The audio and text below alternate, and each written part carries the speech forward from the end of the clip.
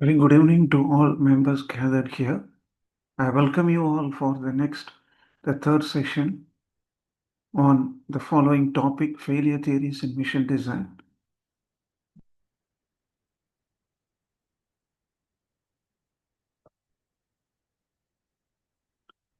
So before getting into the topic, let us understand the basic importance of failure theories in mission design. Failure theories generally, which tells about the basic importance of the mission design by predicting the reliability of the component depending upon the type of load and stress which acts on a component. So the failure theories in mission design predicts how the component will begin to fail under a stress, subject to a stress. So this information will guide the engineering people to make a more safe and reliable durable missions by considering the interrelationship between different types of stress elements, basic material properties, and loading conditions.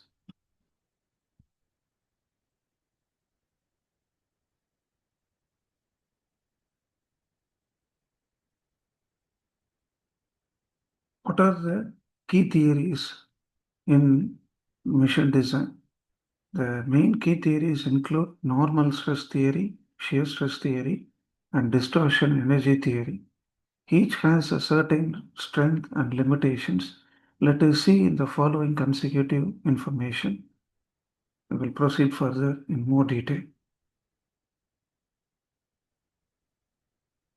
So what is the overview about the failure theory? The failure theories is considered to be one of the most important essential thing which determines the safe dimensions of a component when subject to various types of combined stress conditions. So they establish a proper relationship between stress under combined loading and properties obtained from uniaxial tests like tensile compression, etc. Now let us see what are the key failure theories as per literature. Maximum normal stress theory, which can be otherwise called as a Rankine theory. So this theory is well suited for only brittle materials. So what exactly the Rankine theory states? So the failure occurs when the maximum principal stress reaches the uh, beyond the critical point, whether the material is said to be tension or compression. So the failure does not take place within the critical limit. It takes place above the critical point.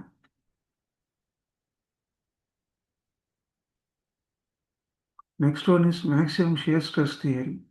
So this theory points out that the failure occurs within the yield point, that is within the critical limit, and it is more suited for ductile materials. Third one is distortion energy theory, which can be otherwise stated as Voyn-Mess's theory. So this theory considers the material deformation or dislocation as well as it predicts the failure when the total strain energy exceeds the critical value. So it is most widely suited for ductile materials.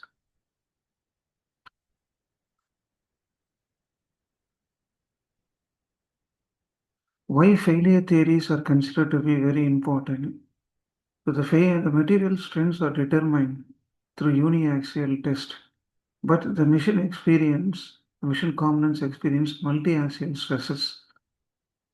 So the failure theory bridges the gap by relating the uniaxial strength to multi-axial stresses, which has been experienced by the components.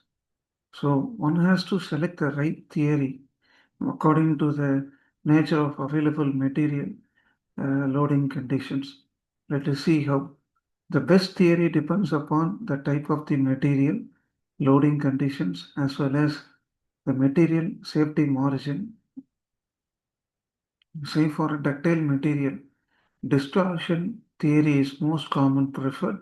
Let us see the proof later in the following slides at last. Next one, for a brittle material, the maximum shear stress normal stress theory is considered to be a choice.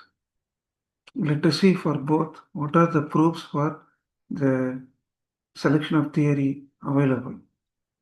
Say the first one, the maximum, the principal stress for a given material that will fail when the material experiences either tension or a compression. So that will reaches a particular limit based on the ultimate strength of the component. It is not more accurate for ductile material. So this is considered to be a better choice for brittle material, which is encountering shear stress. Next one, the distortion energy theory. It is commonly used for ductile material because it provides an accurate prediction of failure by comparing to the maximum shear stress theory. Because in ductile material, the failure takes place within the yield strength, within the safety limit.